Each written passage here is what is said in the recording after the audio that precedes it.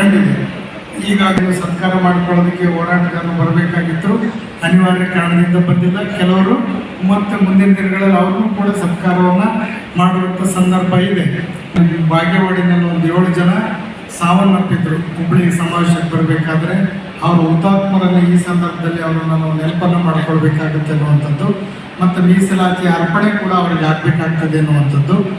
ಈ ಒಂದು ಒಳ ಮೀಸಲಾತಿಯ ಸಂದರ್ಭದಲ್ಲಿ ನಾನು ಕೂಡ ಅವ್ರ ಜೊತೆಗೆ ಅನೇಕ ಬಾರಿ ಮುಖ್ಯಮಂತ್ರಿಗಳನ್ನು ಭೇಟಿ ಮಾಡಿದಂಥ ಸಂದರ್ಭದಲ್ಲಿ ಆಂಜನೇಯವರು, ಹನುಮಂತಯ್ಯನವರು, ಚಂದ್ರಣ್ಣವರು ಈ ಸರ್ಕಾರದಲ್ಲಿ ಭಾಗವಹಿಸಿದ್ದಾರೆ. ಯಾರ್ಯಾರು ಈ ಕಡೆ ನಮ್ಮ ವಿಧಾನ ಪರಿಷತ್ ಪಕ್ಷದ ಸದಸ್ಯರಿದ್ದಾರೆ ತಿಮ್ಮರು ಕೂಡ, ಮತ್ತು ಇದಕ್ಕಿಂತ ಆಲರ್ವಿಯವರು, ಮತ್ತು ಇದಕ್ಕಿಂತ ಮುಂಚೆ ಹಿಂದಿನ ಸರ್ಕಾರದಲ್ಲಿಯೂ ಕೂಡ ಇದು ಕಾರಜೋಳ ಅವರು ಪ್ರಯತ್ನ ಪಟ್ಟಿದ್ದಾರೆ, ನಾರಾಯಣ ಸ್ವಾಮಿ ಅವರು ಪ್ರಯತ್ನ ಪಟ್ಟಿದ್ದಾರೆ, ಐಹೊಳೆಯವರು ಎಲ್ಲರೂ ಕೂಡ ಇದಕ್ಕೆ ಪ್ರಯತ್ನ ಮಾಡಿಕೊಳ್ತಾ ಬಂದಂಥ ಸಂದರ್ಭದಲ್ಲಿ ಆಧಾರ ಮಹಾಸಭಾ ಕಾರ್ಯಕಾರಿ ಮಂಡಳಿಯ ಸಭೆ ನಡೆದಿದೆ.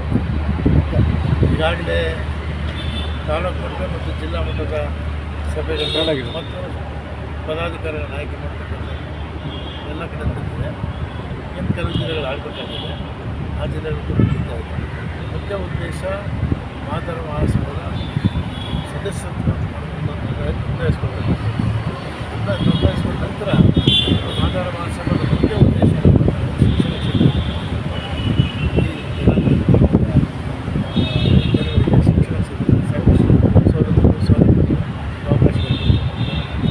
ಮತ್ತು ಅನೇಕ ವಿದ್ಯಾವಂತರು ನಿರುದ್ಯೋಗಿಗಳಿರ್ತಕ್ಕಂಥದ್ದು, ಆ ನಿರುದ್ಯೋಗಿಗಳಿಗೆ ಉದ್ಯೋಗ ಮಾಡಲಿಕ್ಕೆ ಉದ್ಯೋಗಕ್ಕೋಸ್ಕರ ತರಬೇತಿ ಕೊಡ್ತಕ್ಕಂಥದ್ದು ಇವೆಲ್ಲವನ್ನು ಕೂಡ ಇದರಲ್ಲಿ ಹಾಕಿದ್ದೀವಿ ಈ ಒಂದು ಆಧಾರ ಮಹಾಸಭೆಯಲ್ಲಿ.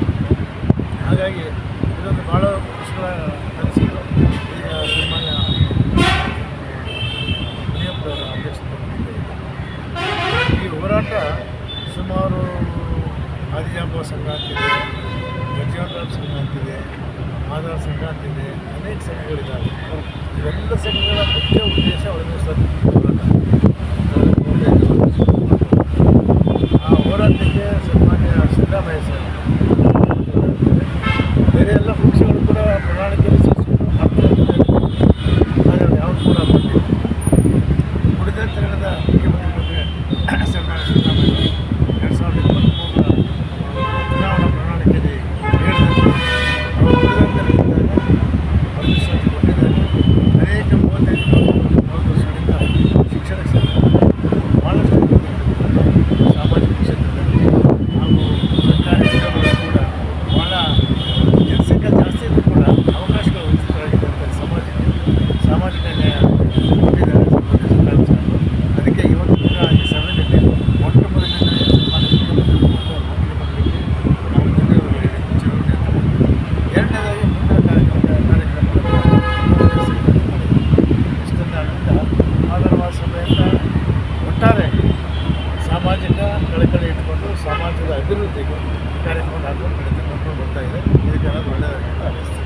ಓಕೆ ಸರ್, ಶೇಕಡ 15% ಮೀಸಲಾತಿ ಕೊಟ್ಟಿದ್ದಾರೆ ಉದ್ಯೋಗಗಳಿಗೆ, ತಮಗೆ ಅದು ತೃಪ್ತಿ? ಶೇಕಡ 15 ಪ್ರವರ್ಗ A, B, C, D, E. ಪ್ರವರ್ಗ ಎನಲ್ಲಿ 6%, ಪ್ರವರ್ಗ ಬಿಯಿಂದ 5%, ಪ್ರವರ್ಗ ಸಿ 3%, ಮತ್ತು 1% ಅಲೆಮಾನ್ಯ, 1% APAD.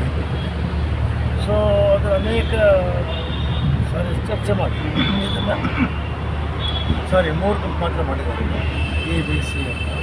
ಎ ಅಂತಂದರೆ ಎಡಗೈ ಸಮಾಜ ವರ್ಗ 5.25%, ಬಿಗೆ ಬರೆಯ ಸಮಾಜ 5.25%, ಮತ್ತು ಈ ಬಂಜಾರ, ಬೋವಿ ಮತ್ತು ಇವೆಲ್ಲ ಅಲೆಮಾನಿಗಳೆಲ್ಲ ಸೇರಿಸಿ 4.5%. ಸೊ ಇವರು ಕೊಟ್ಟಿದ್ದಾರೆ. ಸೊ ಈಗ ಏನೂ ಇಲ್ಲದೆ ಇದ್ದಾಗ ಇದ್ದಷ್ಟು ಸಿಕ್ಕಿದೆಯಲ್ಲ, ಅದಕ್ಕಾಗಿ ನಾವು ಸಂತೋಷ ಪಡ್ಕೋಬೇಕು. ಸೊ ಇದರಲ್ಲಿ ಇರ್ತಕ್ಕಂಥದ್ದು ನಾವು ಇದಕ್ಕೆ ಮಾಡಿಕೊಂಡು ಸಮಾಜದ ಅಭಿವೃದ್ಧಿಗೆ, ಸಮಾಜಕ್ಕೆ ಸಂಸ್ಕಾರ. ಓಕೆ, ಮುಂದಿನ ದಿನಗಳಲ್ಲಿ ಇವಾಗ ಕೊರತೆಯಾಗಿರೋದನ್ನು ಅದಕ್ಕೋಸ್ಕರ 17ರಿಂದ 15 ಮಾಡಿದ್ದೀವಿ. ಸುಪ್ರೀಂ ಕೋರ್ಟ್ ಆದೇಶ 17 ಕೊಡಿ ಅಂತಿದ್ದಾಗ ಅದನ್ನು ಪ್ರಪೋಷನ್ಗೆ ಹಂಚ್ಬೇಕಾಗ್ತದೆ.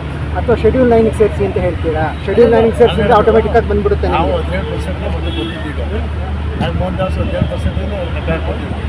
ಆದರೆ ಈಗ 15%ಗೆ 17% ಸುಪ್ರೀಂ ಕೋರ್ಟ್ ತಡೆ ಕೊಟ್ಟಿದ್ದರಿಂದ 15% ಮೊದಲೇ ಅಪ್ರೂವ್ ಆದ್ದರಿಂದ ಕೊಟ್ಟಿದ್ದಾರೆ.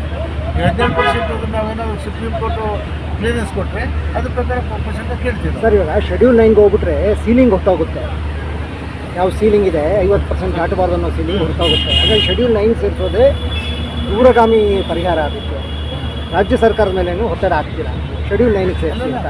ಇವಾಗ ತಮಿಳ್ನಾಡಲ್ಲಿ ಶೆಡ್ಯೂಲ್ 9ಗೆ ಹೋಗಿ ಸಮಾಜದ ಒಳಿತಿಗೋಸ್ಕರ ಯಾವ್ದು ಬರುತ್ತೋ ಅದಕ್ಕೂ ಹೋರಾಟ ಮಾಡೋದು ಒಳಿತಿಗೆ. ಒಳಿತಿಗೆ.